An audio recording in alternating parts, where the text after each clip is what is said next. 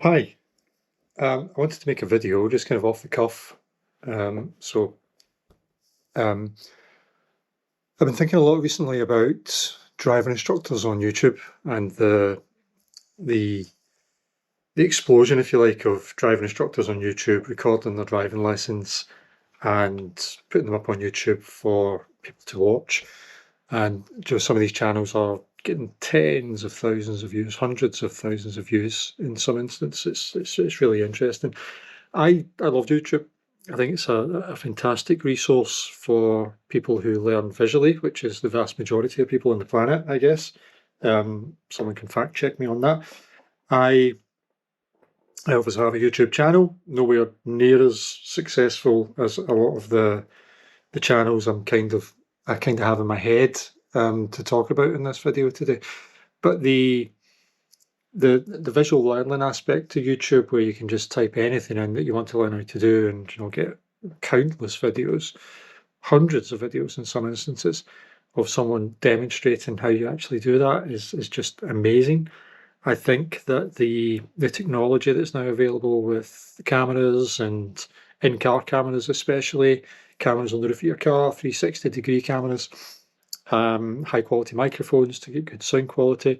The technology lends itself to this to our profession quite well, I think.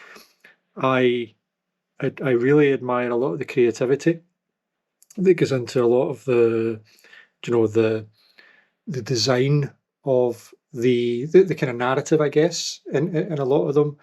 The editing that goes on, and the way that in a lot of the channels, the creators are able to weave a story through there, and we get to know the learner drivers in a lot of instances, which is interesting, keeps you engaged in what is, after all, a people-based industry. Where our role as driver trainers is to help individual people learn, overcome challenges, grow, be successful, learn how to think, etc. Um, and I guess my final thought on that is I'm obviously a business person. I think that YouTube is a fantastic resource for people with an entrepreneurial kind of um, leaning to the way they approach their business, and the way they approach YouTube. So YouTube, you have the ability, if you're successful at YouTube and you're able to make high quality videos and you're racking up tens of thousands of views, you can monetize that. You can use that as a top up to your income. I don't know about our profession, but I know in other sectors, obviously the really big channels and the really big content creators, that can be their main source of income if they're super successful through ad revenue and all that kind of thing. So I love YouTube. This is not a rant against YouTube. It's not a rant against. It's not a rant against anything really. I just have some observations that I thought I wanted to talk about on camera. So anything that I go on to say in this video is not a slight against the content creators who are putting videos of their driving license out there. That said, there has been an absolute explosion of this kind of content across YouTube, across TikTok. I'm not on TikTok, but Instagram Reels and YouTube Shorts and YouTube channels. There's been an explosion. The technology drives that. Pardon the pun. I have concerns, and I'm hoping that you guys can help me out with this through comments, etc. I have some concerns because of my particular job in the industry, my role in the industry. So my role in the industry primarily is training people to become driving instructors and helping them to launch their businesses, transitioning from one career into another, or transitioning from unemployment or imminent redundancy into a new career. That's I'm pretty sure I'm on record as saying that's the bit of my role that I get the most job satisfaction from. And I talk about that in other places if you want to find out more about that. What that means is when I create content on YouTube or any other, on our private channel like BPM through Bright Coaching, that content is for PDIs. That content is for people who are learning to become driving instructors.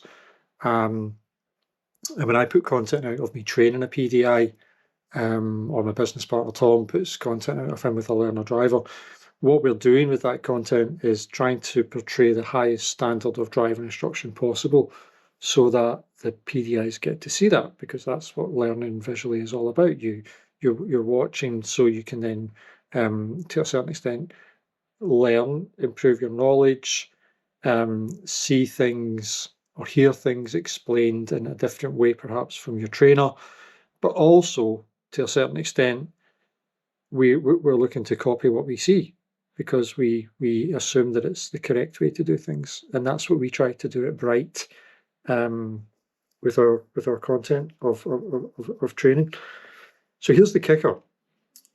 I would argue, I have a strong feeling that the most successful YouTube channels hosted by driver instructors, the big ones that have got hundreds of thousands of followers and are racking up tens of thousands of views on things like mock tests and roundabouts, etc. My worry is that my observations are that these people are creating content for learner drivers. These people are not racking up hundreds of thousands of views from trainee driving instructors, because there are only between 5,000 and 6,000 trainee driving instructors on the register at the moment. So the views that these channels are racking up are coming from the learner driver market, people who are thinking about starting to learn to drive, people who are in the process of learning to drive, people who have perhaps just failed a test or two at that time. And what that means is, if you're a PDI watching that content is not for you. Now, are you going to learn things from watching that content? Yes, I think in most cases you probably are going to learn something. You're going to learn about how learners react under pressure. You're going to learn how driving instructors explain certain concepts. You're going to learn how they teach things like roundabouts and little analogies and similes and metaphors that we use quite a lot in our job to explain what can often be tricky concepts. So you'll get exposure to that. The concern comes from if you're a PDI and you're watching how these driving instructors are watching their pupils, for example, or what they're paying attention to at any moment in time in the car, and from whether or not these driving instructors, and again, this is no slight against these driving instructors, they're creating content for learner drivers. I fully appreciate that. My argument, my concern, my question to you, guys, the audience, is if these lessons, how many of these lessons, if they were being delivered under Part 3 conditions, how many of these would pass, or how many examples would we see of points being lost on a marking sheet? And I'm pretty sure it would be quite a lot, because I sit in on PDIs delivering driving lessons, preparing them for Part 3 tests. I sit in on Part 3 tests in Glasgow, and I know what people lose points for on Part 3 and standards check tests. And this is something that I've not seen anyone talk about anywhere else, and that is the danger of PDIs watching content like this and thinking that that is the way to deliver a driving lesson, that is a good example of watching the pupil, or that is a good example of awareness of surroundings, or that is a good example of good directions and instructions given in good time, awareness of what's the cognitive load on the pupil, that kind of thing. And these are very specific skills to trainee driving instructors that do not matter as much to the learner driver market. The learner drivers who are watching these videos are looking to see how the learners are checking their mirrors. They're looking to see how what the experience of a test is like for a learner driver. That's what they're looking to get from that. So again, this is not a slight against people who are creating content from their driving lessons on and putting that content up on YouTube. I get it. I get the business model. I think there are some benefits to it. My question is, what is the value to PDIs in consuming, in some cases, lots and lots of this content? And I know it gets consumed because we have our own PDIs at our driving school who send me this content. And I know that PDIs across the country face significant challenges in passing the Part 3 test. It's a difficult test.